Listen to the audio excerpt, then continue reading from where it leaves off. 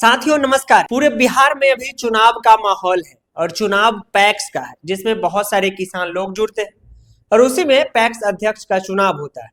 बहुत सारा सवाल रहता है। ऐसे में हम मौजूद हैं वैशाली के पातेपुर के भेरोखरा पंचायत में और हमारे साथ बातचीत करने के लिए मौजूद है 2008 से लगातार पैक्स अध्यक्ष पर चुनाव जीतते हुए पवन राय जी। इनसे हम जानेंगे और बहुत सारा आज कड़वा सवाल रहेगा, जैसे धान की खरीद होती है या नहीं होती है, ट्रैक्टर से हर जुताई होती है या नहीं होती है, खाद बीज मिलता है या नहीं मिलता है। क्योंकि ग्राउंड जीरो पे जब हम जाते हैं, अलग अलग पंचायतों में जब दौरा करते हैं, तो जो किसान होते हैं वो कहते हैं कि पैक्स अध्यक्ष कुछ नहीं करते हैं और सिर्फ घोटाला करते हैं और सारा पैसा जो है खा जाते हैं।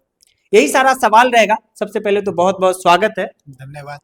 और 2008 से आप लगातार है, इस बार की तैयारी कैसी है? तैयारी मेरी तैयारी नहीं होती है, हम सालों भर तैयारी करते हैं। ये मतलब राजनीति जो है ये हमारी खेती है और सदस्यों के बीच हम हमेशा रहते हैं।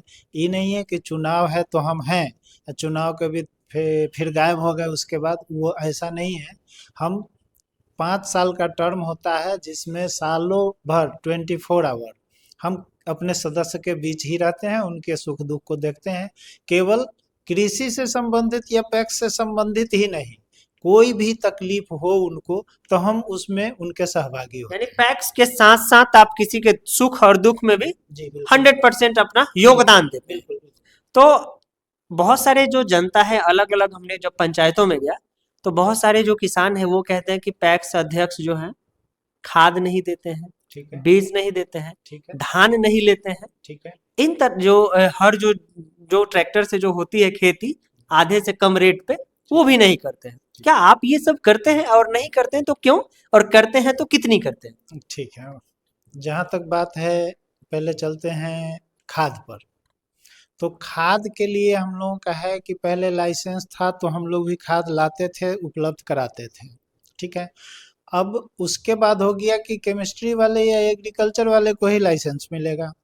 फिर उसमें संशोधन हुआ कि 15 दिन का ट्रेनिंग कराने के बाद जो हमारा प्रबंधक है वो 15 दिन का ट्रेनिंग करेगा और उसको मतलब उसके आधार पर पैक्स में लाइसेंस निर्गत किया जाएगा। चलिए, ट्रेनिंग के लिए जो कि जिस यूनिवर्सिटी से ट्रेनिंग कराएगा एग्रीकल्चर विभाग, तो उसका फी है 12,500 रुपया। 12,500 रुपया हम ही नहीं बहुतों ने जमा किया, लेकिन आज तक ट्रेनिंग नहीं करा पाया। वो डीओ से बात किए तो डीओ साहब बोले कि जब तक 60 की संख्या में नहीं पूरेगा हम ट्रेनिंग नहीं कराएंगे, चूँकि हमारा बैच 60 का चलता है। तो ये कठिनाई है। जिस दिन वो सर्टिफिकेट जारी हो जाएगा 15 दिन ट्रेनिंग लेने के बाद, उसके बाद फिर एग्रीकल्चर में हम लोग भिड़ेंगे, लाइसेंस लेंगे, खाद उपलब्ध कराया जा सकता है। लेकिन बीज बीज हम लोगों के यहाँ कोई ऐसी सरकारी व्यवस्था नहीं है कि बीज हम लोगों के यहाँ, चूँकि बीज बड़ा मतलब वो बीओ साहब, एग्रीकल्चर ऑफिसर जो है ब्लॉक के, उनके माध्यम से बीज आ जाता है। धान गेहूं की बात करें या हर जोताई की? ठीक ठीक है। धान अधिप्राप्ति की बात जहाँ तक है तो अधिप्राप्ति होती है, हम करते हैं, सभी पैक्स अध्यक्ष करते हैं।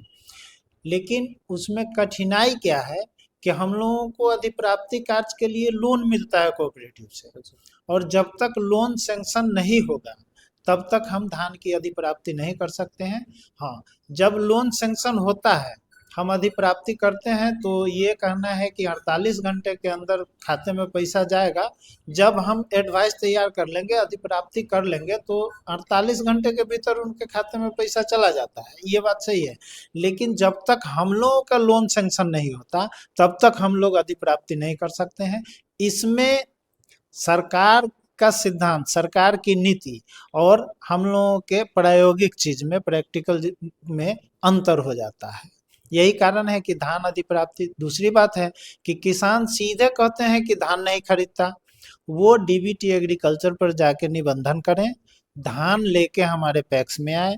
हमारा जो मानक है कि 17% से कम नमी हो, खखरा नहीं हो।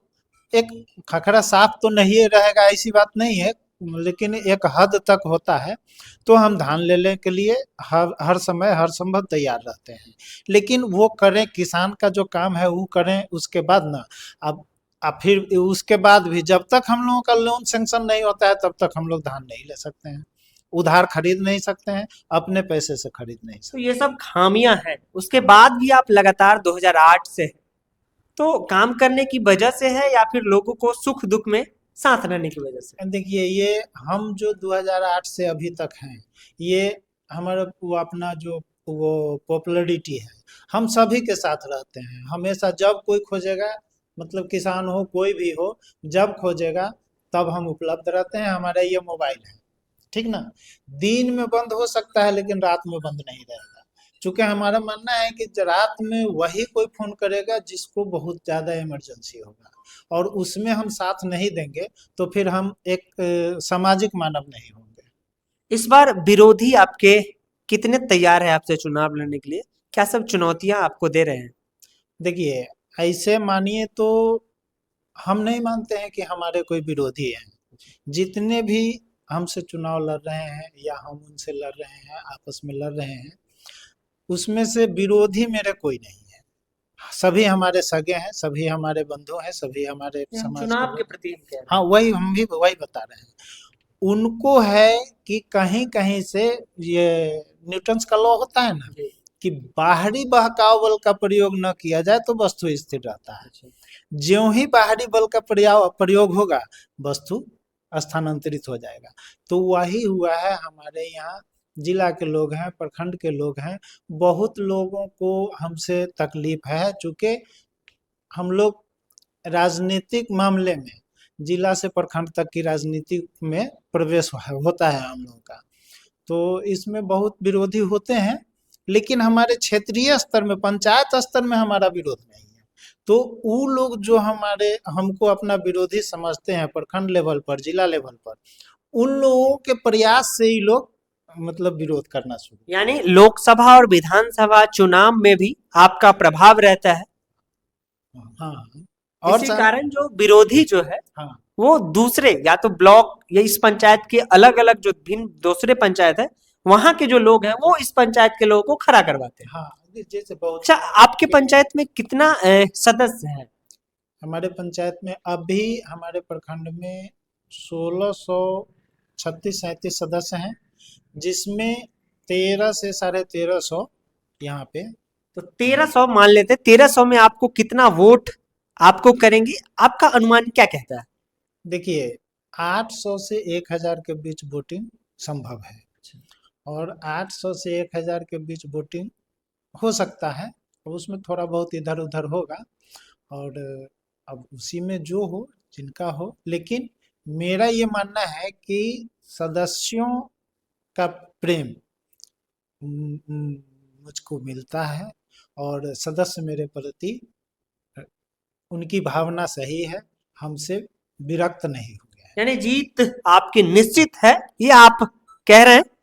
तो हमारे साथ भेरोखरा पंचायत से पवन जी है, जो लगातार 2008 से पैक्स अध्यक्ष पर चुनाव लड़ते हैं और चुनाव जीतते हैं। इस बार इनका दावा है कि इस बार भी ऐसा ही होगा और चौथी बार भी जीत का परचम लहराएंगे और अपने क्षेत्र में विकास का काम करेंगे।